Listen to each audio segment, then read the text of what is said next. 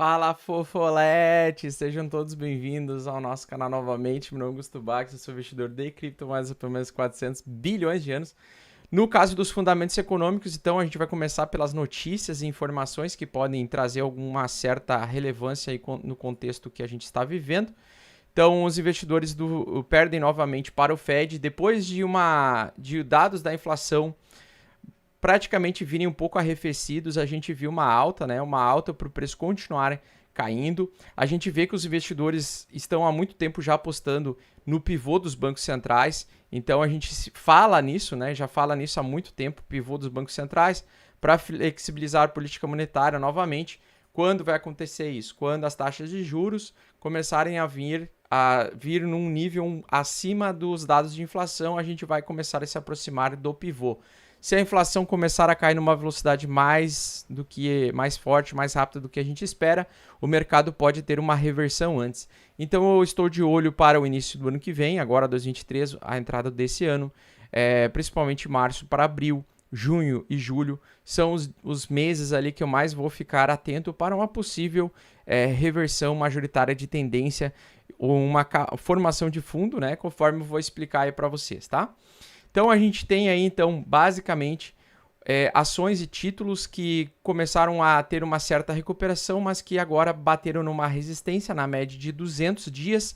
Isso significa que, agindo como resistência e fazendo um topo mais baixo que o topo anterior, o primeiro movimento que o mercado vai querer fazer vai ser realmente vir retestar esse fundo anterior aqui. Tá? E se ele vir e perder esse fundo anterior aqui, o próximo alvo seria lá os 1.100 pontos nesse BMA global aqui, que é as maiores empresas mundiais, né, as 60 maiores empresas globais. A gente teria então um contexto de continuidade de contração econômica, tá? Então, num primeiro momento, acredito que nós vamos ter uma desaceleração e depois, possivelmente, a gente pode ter sim um crash na economia global como um todo, porque, como eu falei para vocês, na virada do ano agora vai sair o resultado das maiores empresas dos Estados Unidos e maiores empresas do mundo todo. Vai ser o Q4, né? Ou o anual, seria o resultado do balanço de lucros e resultados de balancetes anuais das maiores empresas do mundo, as mais líquidas e onde traz mais dinheiro, né, para os mercados.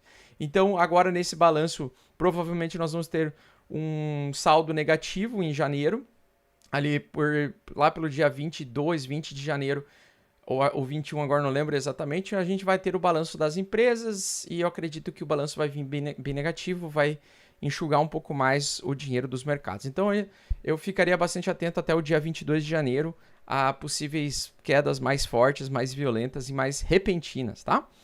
Bom, senhores, então eu estou aguardando ainda a continuação de baixa. Na pesquisa aqui mensal do Bank of America, né, realizada por mais de 2 décadas, constatou que os investidores esperavam que os títulos do governo fossem um ativo com melhor desempenho no próximo ano.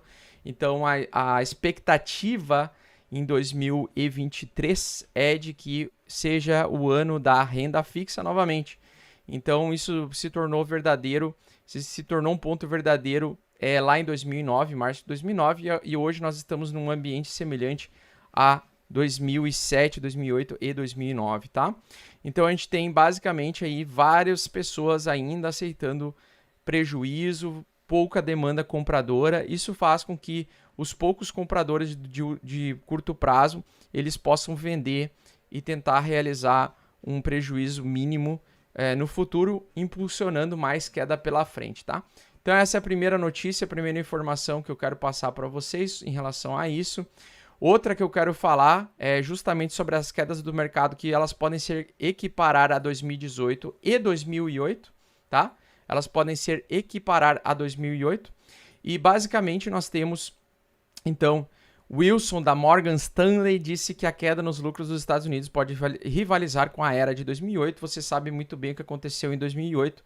De 2007 para 2008, o mercado o mercado tradicional, o mercado do S&P 500, caiu violentamente, né? Nós tivemos aquela grande quebradeira generalizada do mercado e do setor imobiliário, que já vem sofrendo bastante nos últimos dias.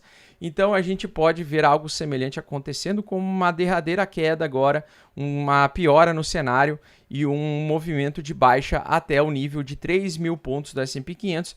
Eu vou um pouco além, tá? Eu acho que 2.800 pontos ainda do S&P 500 não estaria fora de cogitação, tá? E na avaliação deles, a continuidade desse canal de baixa, que a gente vai falar um pouco depois no gráfico que eu vou abrir para vocês aí do S&P 500, eu vou mostrar para vocês então como funciona o enfraquecimento de uma tendência de baixa para voltar a uma tendência de alta, para a gente conseguir determinar em gráfico se a gente consegue sim ter um pouso, vamos dizer assim, um pouso mais suave na economia americana e fazer com que o mercado de risco volte a subir rapidamente logo em sequência, ou se nós vamos ter uma evolução dessa baixa, tá? O que a gente precisa adicionar nos nossos gráficos para a gente conseguir entender esse comportamento através do gráfico, não apenas através de notícias e informações, beleza? E por último, pessoal, uma coisa, vocês têm que entender que no Twitter, os usuários estão pedindo a saída já do Elon Musk, porque o Twitter já está com 12 bilhões em dívida, suportada aí essas dívidas e agenciada essas dívidas, né? Vamos dizer assim, os empréstimos para o pagamento dessas 12 bilhões em dívidas do Twitter estão sendo mantidas por diversos bancos americanos, tá? Então nós temos basicamente aqui, se eu não me engano, existem vários bancos nos Estados Unidos que estão praticamente que emprestaram praticamente o total de até 13 bilhões de dólares que estão e 7 bancos, né, de Wall Street que não estão conseguindo descarregar nos investidores. O que é o descarregar nos investidores? Basicamente é vender dívida para investidores, né? Não tem investidores querendo comprar Twitter, não tem investidores querendo comprar Bitcoin, não tem investidores, não existe atualmente demanda compradora que faça o preço subir, tá? Então, como é que funciona a demanda compradora? E isso é uma questão de mercado. Lei, oferta e demanda. A lei da oferta e da demanda, tá? Então, a lei da oferta e da demanda é o seguinte: se no mundo existem pessoas que possuem Bitcoin a 17 mil dólares, né? E a maior parte das pessoas que compraram Bitcoin a 17 mil dólares decidem não vender mais seus Bitcoins, o preço vai ficar congelado em 17 mil. A primeira pessoa no mundo que for lá precisar pagar por um Bitcoin vai ter que desembolsar 17 mil dólares. Beleza? Só que o que acontece? À medida que vai passando o tempo e as pessoas vão precisando de dinheiro por conta de perda de emprego, de falta de liquidez nos mercados, o que inerentemente acontece? Aquele carinha que tinha comprado Bitcoin a 17 mil dólares e ficou desempregado porque ele trabalhava na Apple, ele tem um Bitcoin inteiro, ele vai no mercado e vai dizer e anunciar, pessoal, eu vou vender o meu Bitcoin por 16 mil dólares, tá? Então, para ele jogar primeiro a oferta dele de venda, porque ele está jogando a sua necessidade primeiro, fazendo com que, se tiver algum comprador, o preço realmente vai cair para 16 mil dólares, tá? O detalhe todo, então, é um ponto de equilíbrio entre oferta e demanda. Tá bem claro para mim que o Bitcoin ainda não tocou no seu fundo, não chegou num fundo verdadeiro ainda e definitivo, porque vai apertar a coisa a partir de 2023, quando esse apertamento quantitativo que se iniciou em março do ano passado começou a fazer mais efeito nas empresas agora no balancete delas em janeiro.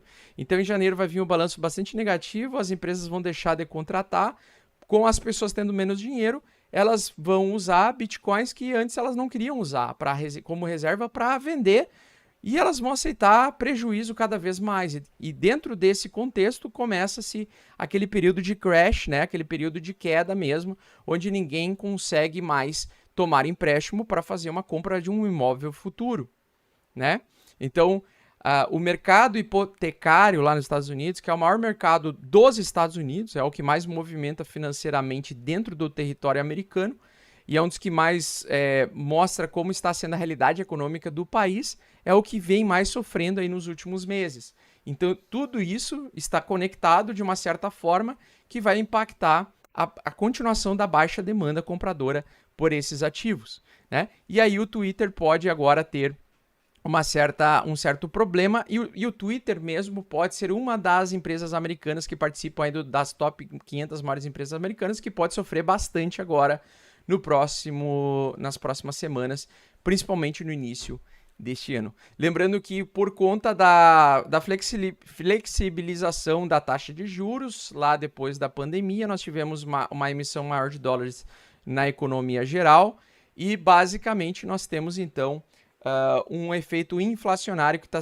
tentando ser controlado agora este ano de 2022, e na minha opinião, que eu acredito que vai evoluir para 2023, mas que mesmo assim eu vou ficar de olho no price action do S&P 500, tá? Lembrando que as notícias, informações, governos mentem, mas o preço não mente, né? O preço é o refino da informação em relação à movimentação futura.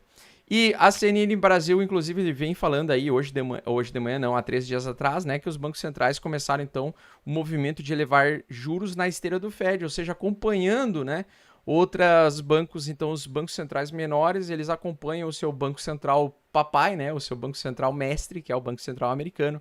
E a gente vai ver, então, agora, provavelmente, nas próximas lives, no próximo Café do Bitcão, eu quero trazer dados dos bancos suíços, né, que pedem empréstimos, bilhões e empréstimos para bancos maiores. E isso é um sinal indicativo de que, se toda semana, na quarta-feira, nos leilões dos bancos suíços, surgem vários bancos pedindo empréstimo, né, de dólares para sustentar as suas dívidas, e várias empresas fantasmas como o Twitter, né, que é uma empresa que não dá lucro, é uma empresa que tem só prejuízo, nós teremos aí basicamente uma puxada de tapete provável vindo por aí na frente. Então, esses dados do Banco Suíço, que é o banco principal europeu que fornece liquidez em dólares para todo o continente europeu e continentes próximos, a gente pode ver, então, um indicativo de uma recessão futura acontecendo, né? Então,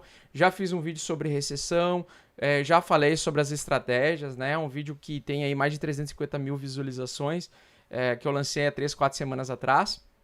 E basicamente é isso, tá, Fofoletes?